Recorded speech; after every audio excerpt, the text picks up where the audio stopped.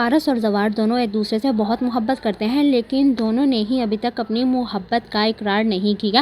دونوں نے خاموشی اختیار کی ہوئی ہے۔ ایسے میں اعجاز بخت پارس اور ہارون کا رشتہ طے کر دے گا۔ پارس اس رشتے سے خوش نہیں ہوتی، اسی لیے سلمیٰ اسے سمجھاتی ہے کہ بیٹا، تمہارے باپ نے اس لڑکے کو تمہارے لیے پسند کیا ہے، تم تو اسے پہلے سے جانتی ہو، وہ اچھا لڑکا ہے اور تمہیں بہت زیادہ خوش رکھے گا۔ لیکن پارس سلمیٰ کو اپنے دل کی بات بتانا چاہتی ہے کہ وہ ہارون سے نہیں بلکہ زوار سے شادی کرنا چاہتی ہے۔ وہ زوار سے محبت کرتی ہے۔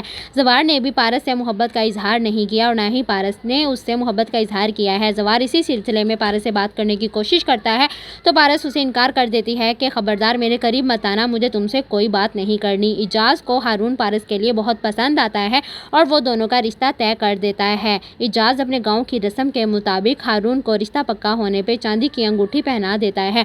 ہارون پارس کے ساتھ اس رشتے سے بہت خوش ہوتا ہے، وہ پارس سے شادی کرنے کے لیے راضی بھی ہوتا ہے، لیکن پارس کو ہارون کا یہاں پہ آنا اور اس کے ساتھ بے تکلف ہونا بالکل پسند نہیں آتا۔ ہارون کو گاؤں کا ماحول اور گاؤں کی کھانا بہت پسند آتا ہے۔ وہ پارس سے کہتا ہے کہ تم بھی چچی سے کھانا بنانا سیکھ لو، کیونکہ شادی کے بعد تم ہی میرے لیے کھانا بنایا کرو گی۔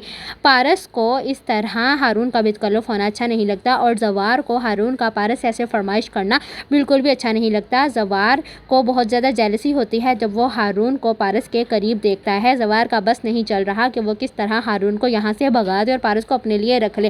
بہزاد کے سامنے اب آفتاب کی بھی حقیقت کھل کے سامنے آ گئی ہے۔ وہ آفتاب سے کہتا ہے، مجھے تم سے یہ امید نہیں تھی کہ تم میری نہیں بلکہ میری پراپرٹی کی عزت کرتے ہو۔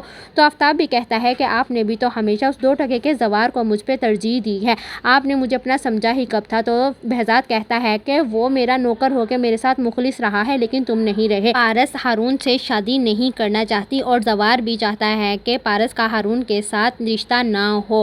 پارس زوار کو فورس کرنا چاہتی ہے کہ زوار اپنے لیے سٹینڈ لے، لیکن زوار مجبور ہے کیونکہ وہ اپنی محبت کی قربانی دے کے اپنے باپ کی زبان کا پاس رکھنا چاہتا ہے، اسی لیے وہ بس ہارون کو برداشت کر رہا ہے اور پارس بھی ہارون کو برداشت کر رہی ہے، لیکن پارس کسی بھی طرح ہارون سے شادی کرنے کے لیے تیار نہیں ہے، وہ بس چپ ہو گئی ہے۔